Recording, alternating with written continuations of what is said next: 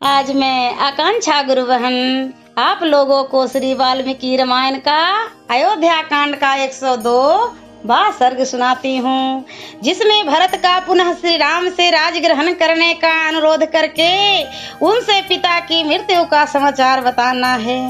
श्री रामचंद्र जी की बात सुनकर भरत ने इस प्रकार उत्तर दिया, भैया मैं राज्य का अधिकारी न होने के कारण उस राजधर्म के अधिकार से रहित हूँ, अतः मेरे लिए यह राजधर्म का उपदेश किस काम आएगा।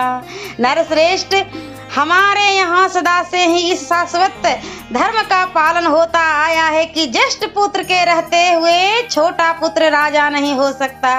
अतः रघुकुल नंदन, आप मेरे साथ समृद्धशालिनी अयोध्यापुरी को चलिए और हमारे कुल के अभ्युदय के लिए राजा का पद पर अपना अभिषेक कराइए। यद्यपि सब लोग राजा को मनुष्य कहते हैं, तथापि मेरी राय में वह देवत्व पर प्रतिष्ठित है, क्योंकि उसके धर्म और अर्थयुक्त आचार को साधारण मनुष्यों के लिए असंभावित बताया गया है।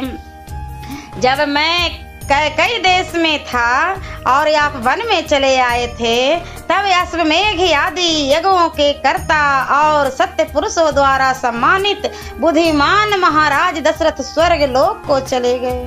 सीता और लक्ष्मण के साथ आपके राज से निकलते ही दुख शोक में पीड़ित हुए महाराज स्वर्ग लोक को चल दिए। पुरसिंह, उठिए और पिता को जलांजलि दान कीजिए। मैं और यह शत्रुघ्न दोनों पहले ही उनके लिए जलांजलि दे चुके हैं। रघुनंदन कहते हैं, प्रिय पुत्र का दिया हुआ जल आदि तीर्थ लोक में अच्छे होता है और आप पिता के परम प्रिय पुत्र हैं। आपके पिता आपसे विलग होते ही शोक के कारण रुग्ण हो गए और आपके ही शोक में मग्न हो आपको ही देखने की इच्छा रखकर आप में ही लगी हुई बुद्धि को आपकी ओर से ना हटाकर आपका ही स्मरण करते हुए स्वर्ग को चले गए।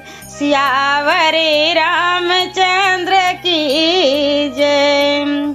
और मैं अगले वीडियो में अयोध्या कांड का 103वां सर्ग सुनाऊंगी।